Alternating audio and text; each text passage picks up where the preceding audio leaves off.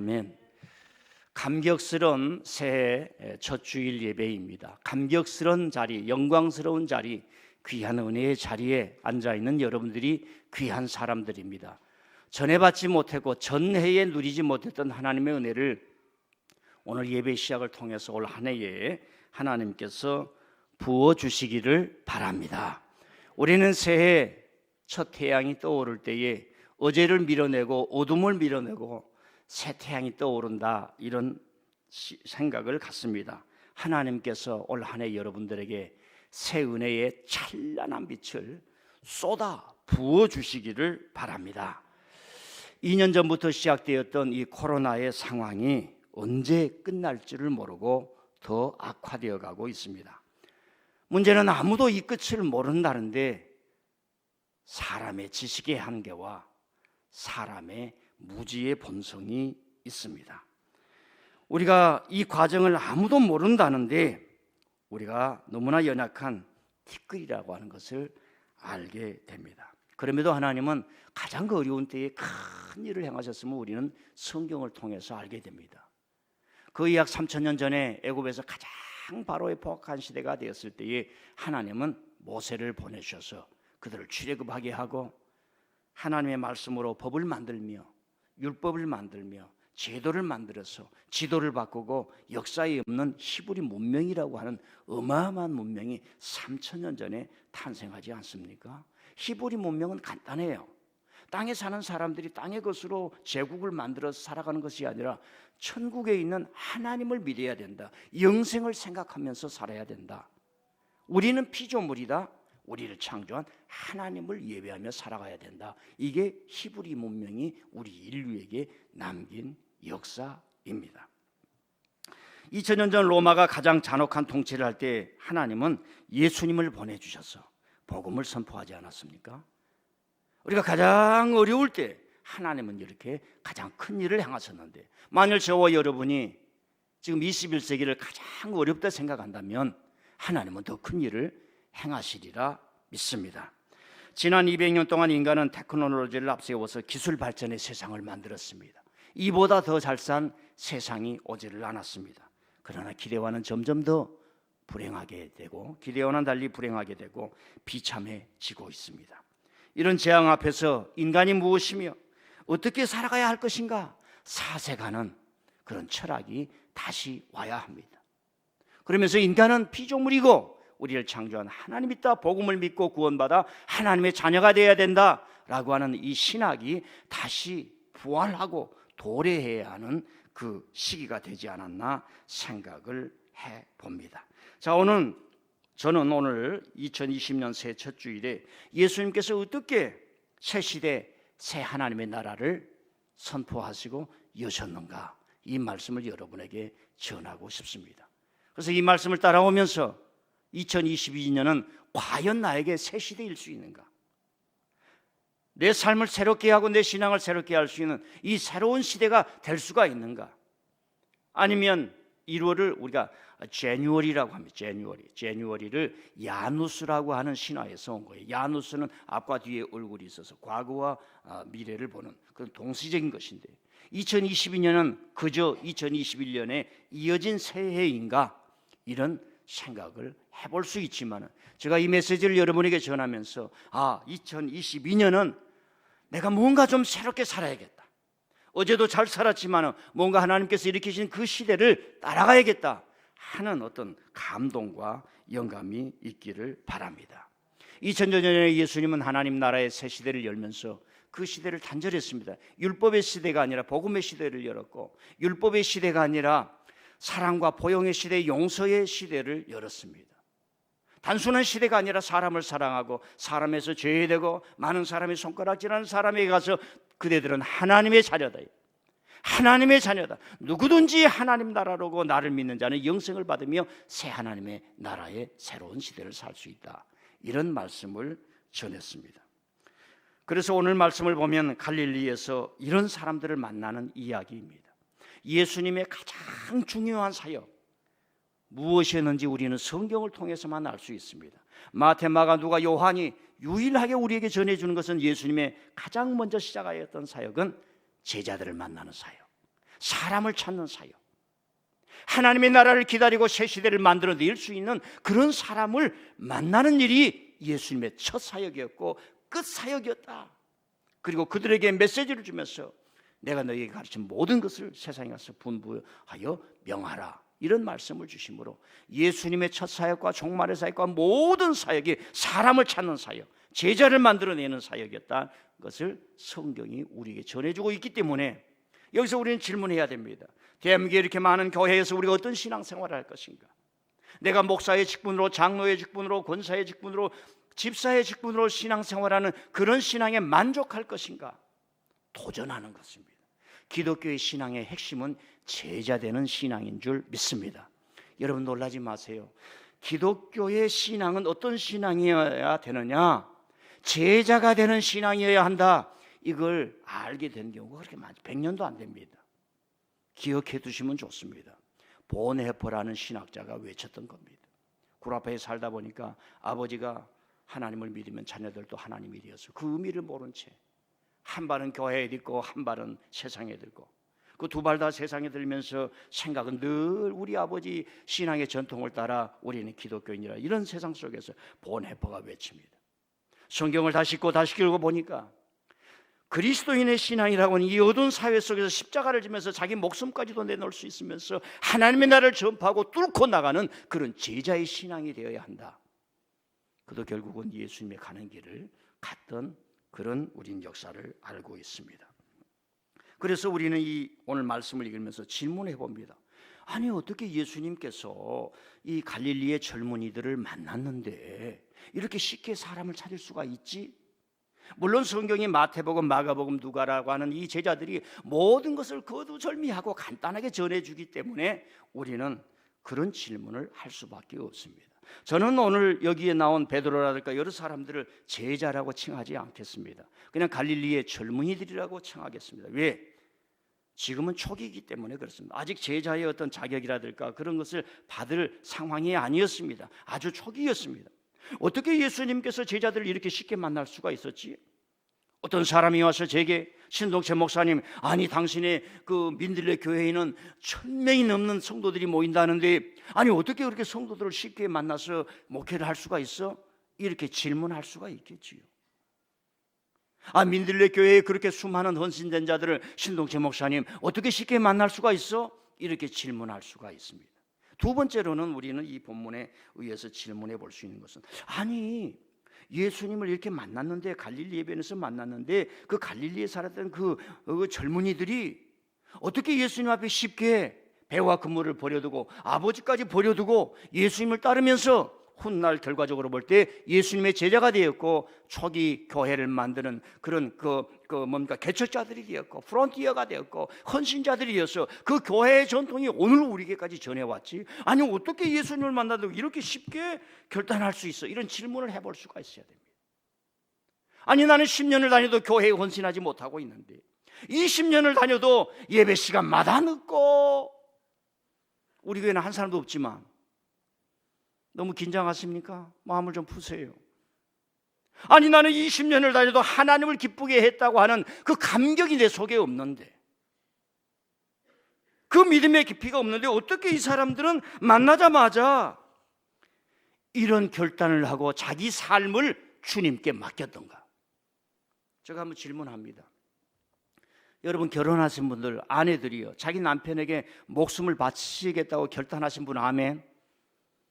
예. 성경에는 아내들이 남편을 로드라고 불러서 주님 퀴리오스, 남편이 하나님이세요.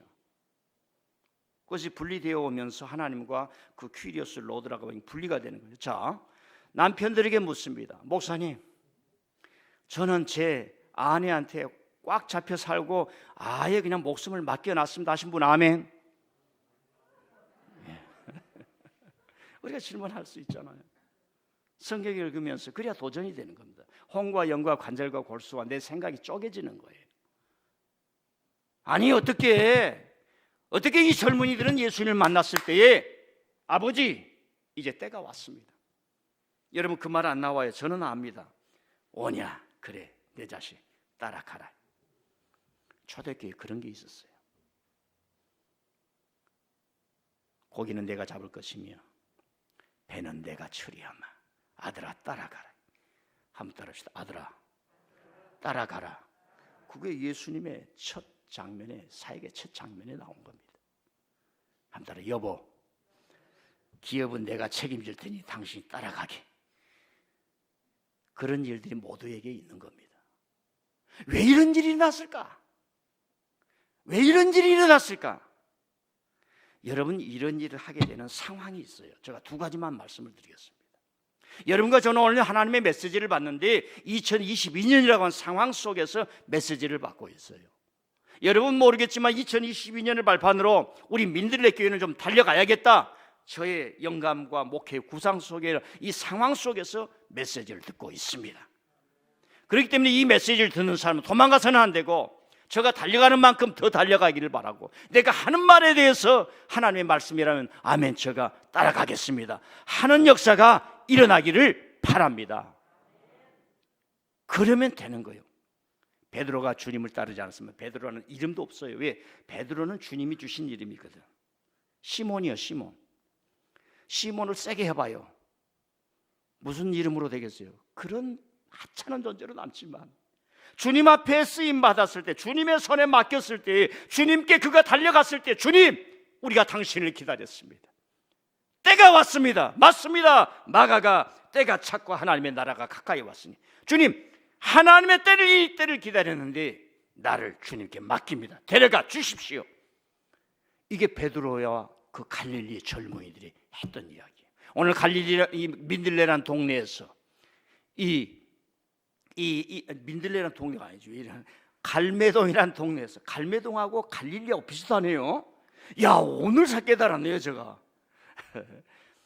갈매동이라는 이 동네에서 저와 여러분 한번 베드로나 그 사람들, 젊은이들처럼 한번 상황이 돼요. 첫째 상황이 뭐냐면은 어렵게 살아가는 사람들의 마음을 이해해주고 알려주고, 그때 당시는 사람들이 하나님의 말씀을 받아야 돼요. 하나님의 말씀이라고 하는 것은 오늘날의 말씀하고 달려 예언의 시대입니다. 어둠을 쪼개고 거짓 권력을 쪼개고 하나님을 바로 섬겨라고 하는 그 메시지를 목숨을 내놓고 선포할 수 있는 세례 요한이 나왔는데, 예수님이 가서 세례 요한에게 세례까지 받으셨는데 그 사람을 옥에 가둬서 그 사람을 죽인 겁니다.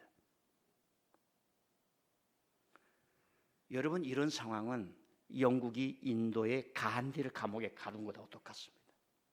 미국에서 흑백 차별이 났을 때에 미국 정부가, 백인 정부가 그 마틴 루터 목사님을 감옥에 가둔 것하고 똑같아요.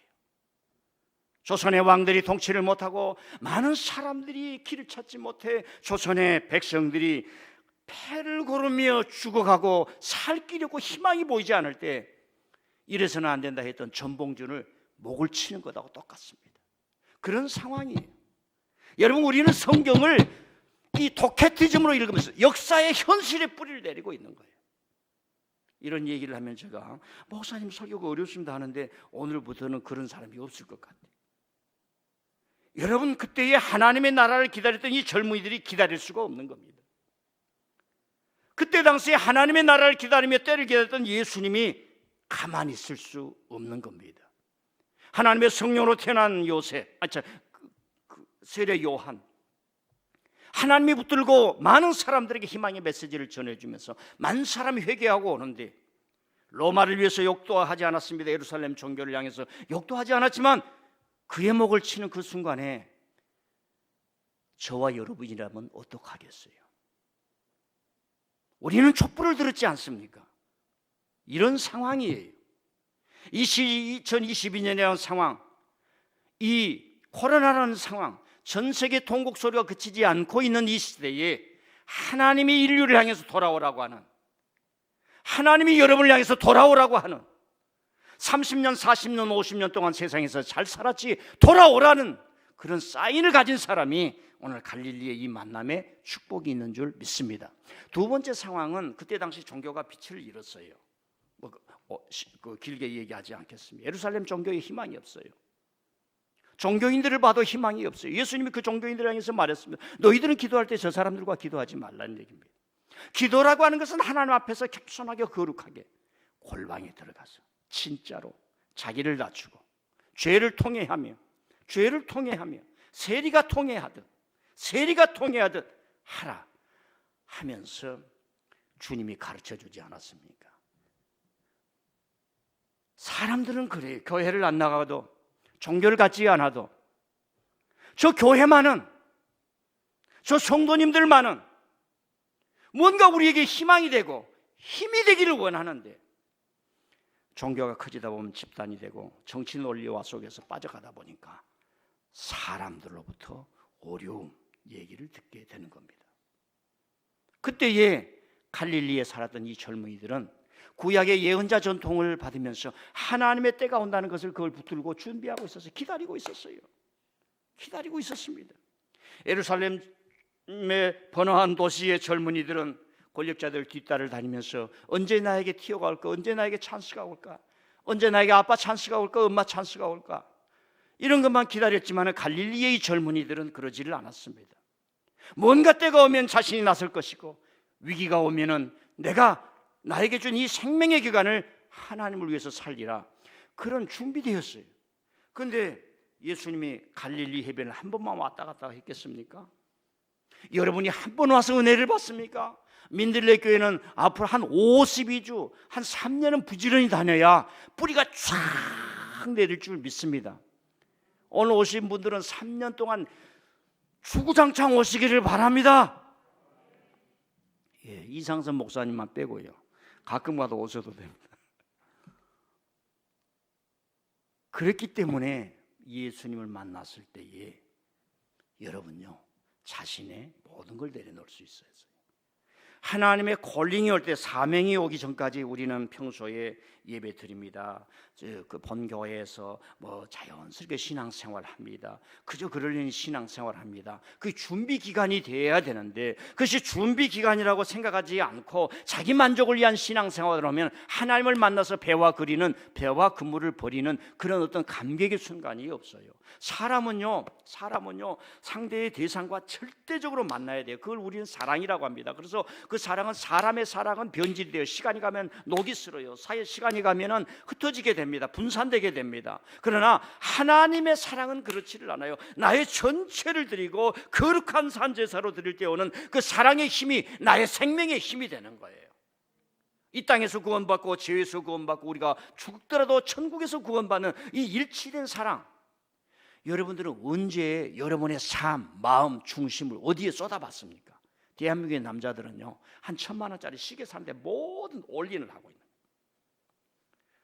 정신 나간 20대 30대들이 돈은 벌지 못하면서 무슨 렌트로 해가지고 전 세계 부자들이 사는 차를 사는 거예요. 뭐 살 수도 있어요. 한번 객기를 부려볼 수도 있어요. 그렇게 살아가서 아무것도 일어나지 않습니다.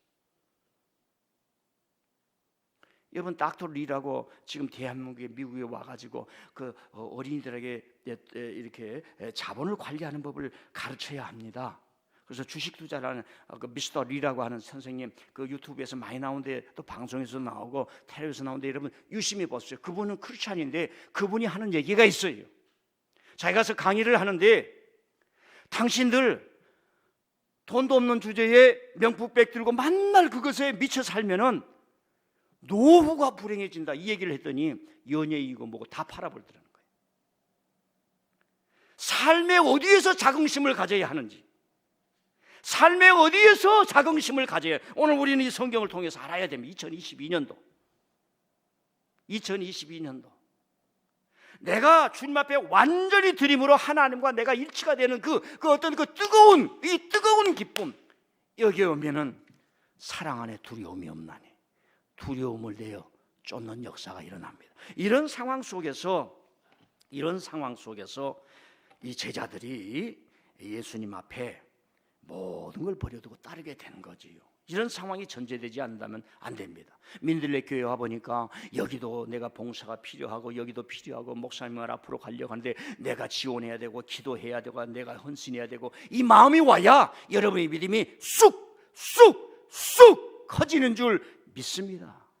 이 상황을 모르면 헌신이 안 일어나는 거예요. 야, 저기 가보니까 저런 일꾼이 필요하더라. 민들레 교회 가보니까 지금 일꾼이 필요하구나. 다 눈 떠, 다 벌써 주무시고 있으면 어떡해요? 자, 히터 좀 꺼요. 히터 좀 꺼주시고 이 말씀을 좀 들어야지. 그러니까 어떤 상황이 전제되었을 때에 여러분의 결기와 결단과 신앙이 쫙 올라와서 하나님과 함께 일치되는 줄 믿습니다. 내가 그 상황을 나하고는 상관이 없어, 나하고는 상관이 없어, 그러면 아무것도 일어나지 않아요. 베드로가 주님을 따라간다는 것은 굉장한 리스크가 있는 것입니다. 그래서 예수님이 미리 말했어요. 야, 십자가 지래. 십자가를 지고 따라온다. 십자가를 지면 두려움이 없다 이거예요. 그거 내가 짊어지기로 했습니다. 민들레 교회 가면 목사님 시키는 일도 말라. 그거 내가 짊어지기로 했습니다. 한번 따라. 그거 내가 짊어지기로 했습니다. 여러분 얘기 나봐요. 얼마나 많은 손이 가는지. 그런데 내가 왼수가 돼가지고 저 자식을 낳아가지고 그런 말이 여기까지 나오지 뭐 그거 하면 안 돼요. 그건 내가 짊어져야지. 짊어져야 행복이 오고 그 자식이 커서 잘 되는 것 보고 기뻐할 수 있고. 아멘. 사람은 내 자신으로는 만족할 수가 없어요. 여러분 천금을 쌓아놓고 혼자 살아봐요. 아무런 기쁨이 없습니다. 이 제자들이 훗날 사도가 되어서 말합니다. 살아도 주를 위해 살고 죽어도 주를 위해 죽더라. 자기를 위해 사는 사람이 없더라. 아무것도 없더라. 자기를 위해서 천금을 쌓아봐요. 아무것도 없어요. 그건 언제 하느냐? 혼자 돼보시면 금방 알아요. 어차피 지금 사회가 아이들도 없고 결혼도 안 하고 비혼을 또 강조를 하는 시대가 되어서 괜찮아요. 교회 와서 서로 가정 맺으면 돼. 목사님을 아버지라 그러고 한 말도 없으지만 원래 목사님이 father야, father. 자, 교회에 와서 서로 소그룹을 하면서 가족 공동체를 이루어야 됩니다. 애기 낳기 싫은 사람은 애기 낳아. 그럴 수는 없는 거예요. 그것을 관여를 할 수 없는, 이걸 지나가야 돼요. 없으면 외국인들하고 같이 살아가는 사회 정책적으로 만들어야 되지요. 그러나 중요한 것은 자기 자신만을 위해서 나는 이 모든 걸 포기하겠다. 불행해집니다. 힘들더라도 그걸 감수해야 됩니다. 지금 베드로라든가 예수님이 이런 멋진 만남, 하나님을 나라를 위해서 이런 멋진 만남은 그때 당시에 우리가 하나님의 나라를 위해서 살지 않을 수밖에 없다. 살아야 한다. 대한민국의 리더들이 대선이 다가옵니다. 나는 대한민국을 훌륭하게 만들어야겠다. 어마어마한 짐을 져야겠다. 그런 사람이 되어야 하는 겁니다. 그리고 길을 열어놔야 돼요. 자기의 성공이 아니라, 자기의 출세가 아니라 어디든지 다 그렇단 말입니다. 그래서 이런 만남은 바로 갈릴리의 젊은이들이 준비하고 있었기 때문에 이런 만남이 있는 겁니다. 어느 날 갑자기 안 되는 거예요. 어느 날 갑자기 만나서 나는 당신을 사랑해. 요즘은 폭력이라고 그럽니다. 상사병이나 짝사랑은 이제 없는 시대예요. 그 사전에 자집 차리면 안 돼요. 짝사랑이나 이 상사병은 이 옛날 사전에나 요즘 사전에는 없어요. SNS 사전에는 없습니다. 서로가 맞아야 되는 시대입니다. 제자들은 준비하고 있었기 때문에 주님을 만나는 거예요. 저와 여러분이 평소에 준비된 은혜를 갖다 보면 하나님께서 이런 일도 해라, 저런 일도 해라, 저와 여러분을 자꾸 키워 주실 줄 믿습니다.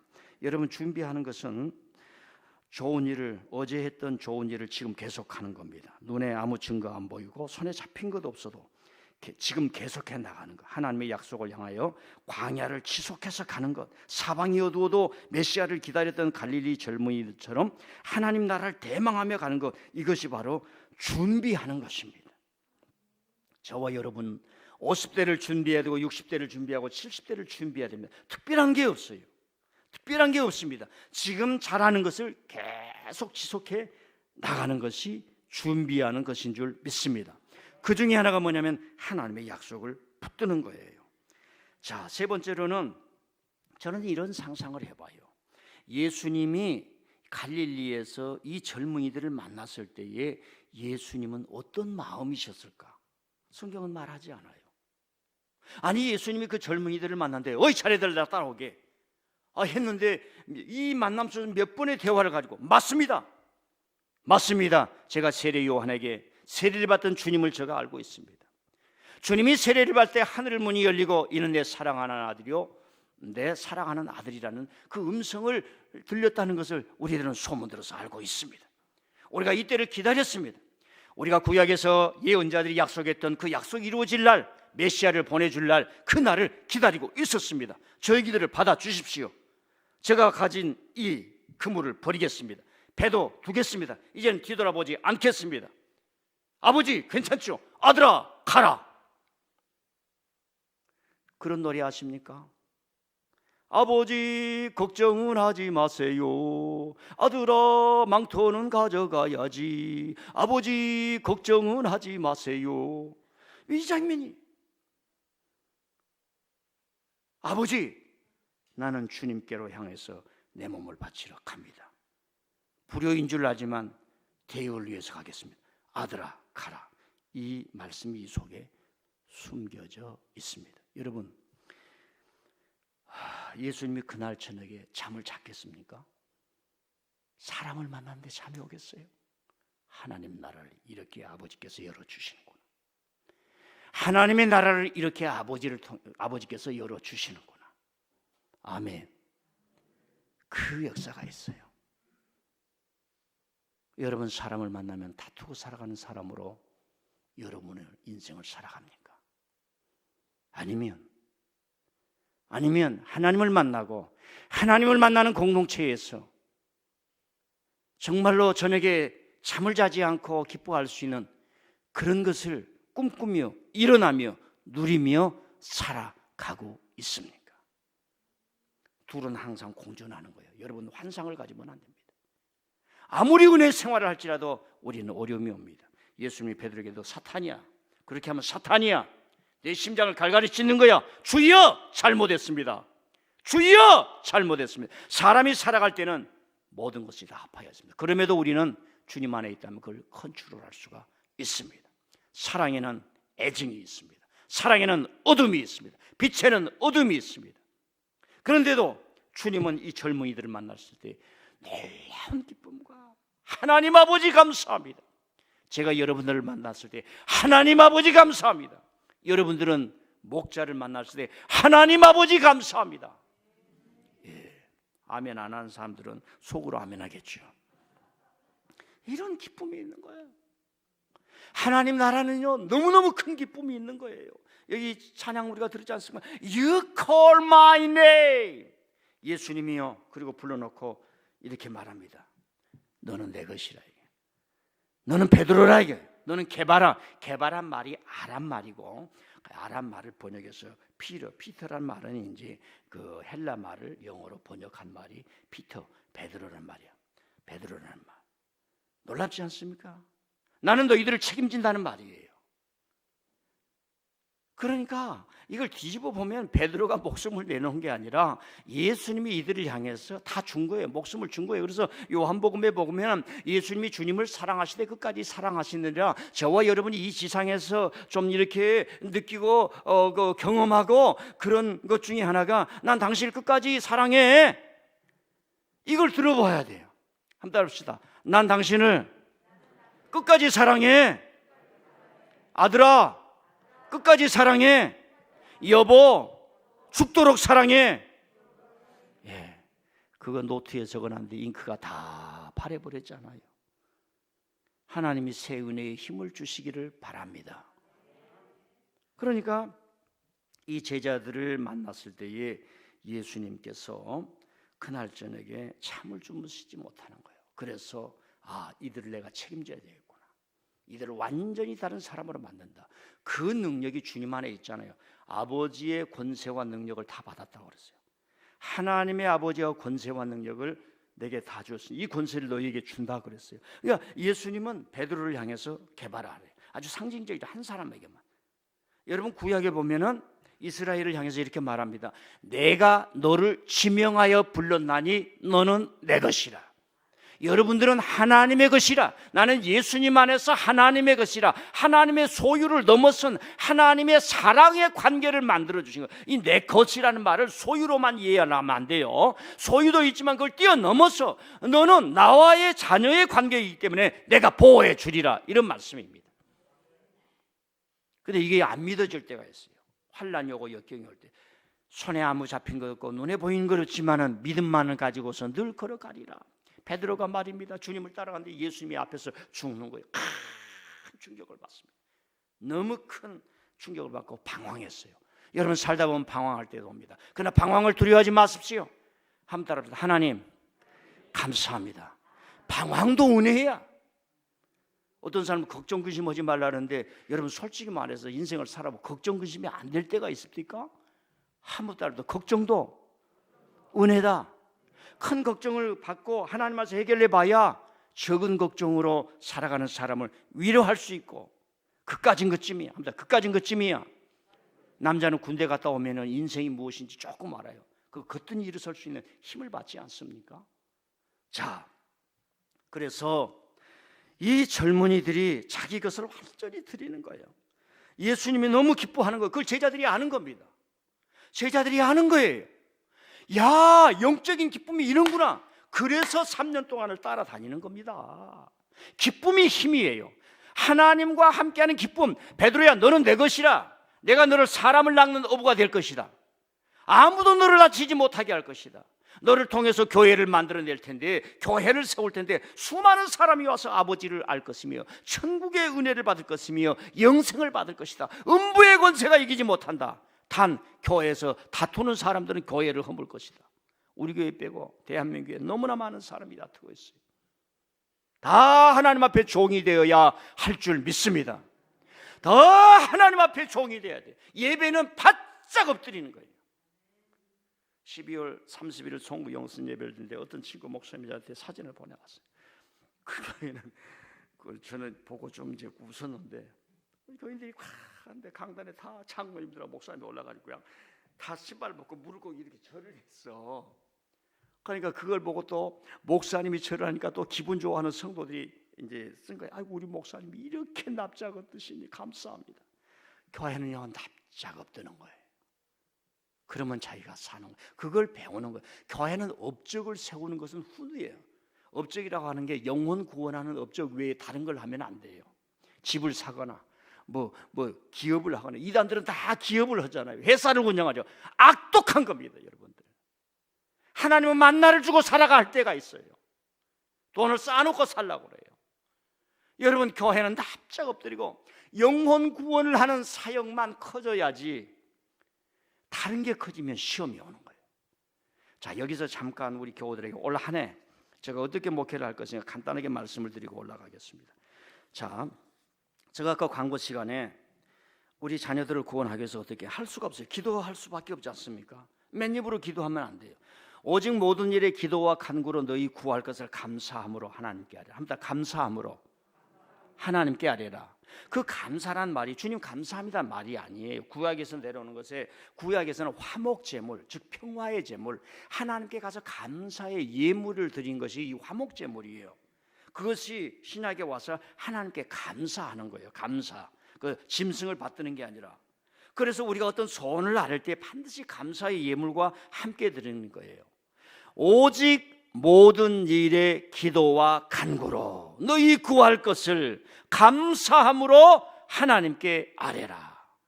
우리 사실 장로교단은 그렇게 헌금에 대해서 강조를 하지 않습니다. 근데 장로교 목사님들이 순복음교회나 이런 데 부흥회를 하고 나면 그분들의 헌신이 얼마나 크다는 것을 받고 충격을 받아요. 자, 우리서 그 헌금 봉투 사진을 좀 올려주시기를 바랍니다. 우리 교회는 1년치 5개의 헌금 봉투에서 11조 감사, 주일, 선교 헌금, 1만 원 구제 헌금 이렇게 봉투가 5개예요. 자기 이름을 써서 1년 동안 사용하시니까 그렇게 해주시고, 어떤 사람은 저기에다 헌금을 넣어가지고 헌금 꽂이 있죠. 거기다 넣은 사람이 있어요. 거기다 넣어놓지 말고 헌금함, 합니다. 헌금함에다 넣어야 하나님께 올라가는데 저기다 꽂아 놓으면 안 돼요. 그렇게 이해하셔서 잘 해주시길 바라고, 주일 헌금, 감사 헌금은 매주마다 하는 겁니다.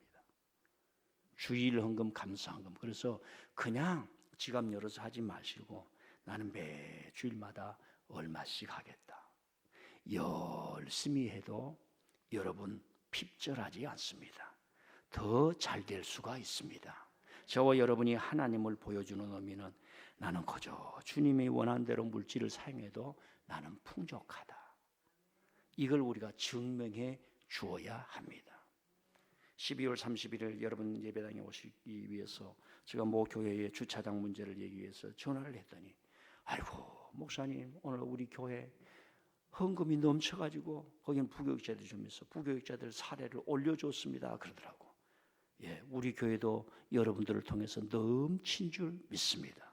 헌금 생활이 잘 돼. 어느 나라든 세금 걷는데 불행이 있으면 불법이 있습니다. 대한민국은요 지금 세금 걷는데 잘 되어 있는데 국가에서 여러분들 다 들여보는 것은 잘 되어 있어요. 잘 되어 있다 이 말입니다. 그런데 좀 잘 사는 사람들, 잘 되는 사람 세금 좀 내라고 하는 것에 안 되고 있어요. 여러분요 미국은 세금 걷는 사람 체포권이 있습니다. 우리는 없어요. 경찰처럼 체포권을 줬어요. 거기는 세금에 대해서 정확히, 그러니까 나라가 좀 부강해지는 거죠. 그래서 이번에 제임스 웹이라고 하는 걸 보여줬죠. 인공위성 우주를 20년 동안 해서 10조 원이 넘는 것에 투자를 하는 거예요. 그거 인류를 위해서 발전하는 겁니다. 저와 여러분요 앞으로 5년 이상만 되면 이 5G가 아니에요. 5G가 아니에요. 저와 여러분 교회가 인공위성과 직접 연결을 해서 저와 여러분이 교류하는 그런 시대로 바꿔집니다. 5G가 아니에요. 그리고 양자 컴퓨터가 나오게 됩니다. 여기까지만. 세계가 바꿔지고 있어요. 그래서 여러분들이 올해 안에 다른 것보다는 저렇게 헌금을 좀 규칙적으로 정기적으로 잘 해주시기를 바라고요. 자녀들을 위해서 더 설명하지 않겠습니다. 꼭 이름을 적었어요. 홍길동, 임꺽정 반드시 적어가지고 주님 이 아들이 교회에 오지 못하고 있습니다. 여러분 새해 첫날입니다. 주님을 만난 그 기쁨, 내가 주님께 모든 걸 맡기는 그 기쁨 저와 여러분 속에서 충만히 일어나기를 바랍니다. 예수님이 이 제자들을 만났을 때 다른 사람을 만나는 그 기쁨이 얼마나 컸겠습니까? 말씀을 요약해 봅니다. 오늘 우리가 이 말씀을 볼 때 예수님께서 새 복음의 시대를 열잖아요. 종교가 빛을 잃어버렸고 그때 당시에 선하게 살고 하나님의 말씀을 사람까지 처단하는 캄캄한 시대예요. 저와 여러분은 캄캄한 시대를 살아봤지 않습니까? 제가 구체적으로 말하지 않습니다. 저와 여러분이 희망을 걸 사람을 목을 쳐버리는 그 시대 속에 갈릴리의 젊은이들과 예언자들의 말씀을 기다렸던 사람들, 그리고 하나님이 너희 가서 메시아의 길을 걸어가라 하면서 보내던 예수님이 견딜 수가 없어 다시 일어섰던 겁니다. 저와 여러분은 내 가정을 위해서, 나의 삶을 위해서, 이 대한민국을 위해서, 우리 교회를 위해서 뭔가 일어서야 하면서, 하나님 이때를 위함인지 누가 알겠습니까? 제가 여기에 있습니다. 내가 이 교회에, 내 삶에, 내 가정에 반드시 필요한 존재가 되겠습니다 라고 하는 메시지를 우리에게 주고 있습니다. 두 번째로, 주님과 우리가 만날 때는 그 안에 보이지 않는 어마어마한 핵폭탄보다 더 강한 기쁨의 에너지가 있습니다. 1년을 살아가고 남을 무언가 영적인 기쁨이 있는 줄 믿습니다. 예배에 오셔서 찬송을 부리면서, 기도를 들으면서, 말씀을 들으면서 성령이 여러분에게 부어주시고 채워주시고 강력하게 하는 그 힘을 받아서 공부도 하시고 사업도 하시고 스타트업도 하시고 불빵장소도 하시고 또 가게도 하시고 또 다 하실 수 있는 그 에너지가 나와야 돼. 그걸 주님으로부터 채워넣기를 바랍니다. 그래서 잠을 자도 잠이 안 오는 거야. 난 주님 만났다, 말씀 만났다, 이게 그 힘을 가지고 잠이 안 오는 거예요. 새벽에도 달려나오고 많은 사람이 대학에서 가르쳐준 지식으로 성공해 보려고 했는데 지금 다 무너지고 있잖아요. 무너질 수밖에. 주님이 그랬거든요. 모래 위에 지은 집이라고 그랬어요. 세 번째로는 저와 여러분이 2022년도에 교회를 위해서 구체적으로 헌신해 줘야 돼요. 아멘. 저도 좀 뛰어가고 싶어요. 저도 좀 날개를 파닥거리고 싶어요. 저도 좀 외치고 싶어요. 민들레 교회가 좀 소문을 나기를 바라고 싶어요. 간단해요. 여러분, 주님은 지시로 가득 찬 예루살렘에 권력의 뒷줄에서 배회하면서 권력 찬스를 기다렸고 아빠 찬스를 기다렸던 그 젊은이들을 찾은 게 아니라 자신의 생을 맡겨놓고 하나님의 나라를 얻겠습니다 하는 갈릴리의 젊은이들을 찾았다는 사실이에요. 오늘 강북에 있는 민들레 교회는 강남의 교회보다 강남교회 좀 미안합니다. 더 강해질 수 있는 줄 믿습니다. 하나님 말씀이 있으면 우리가 모두가 다 형제이지만은 민들레 교회 성도들이 프라이드를 가질 수 있는 올 한 해가 될 줄 믿습니다. 교회를 위해서 헌신합시오. 주님을 위해 헌신합시오. 그리고 여러분의 삶을 행복으로 채워 넣으십시오. 주님이 주신 은혜로 채워 넣어서 1년 동안 내내 웃고 laughing, 민들레 할 때 laughing 제가 말씀드렸죠. 그 은혜로 살아가기를 바랍니다. 하나님 아버지 감사합니다.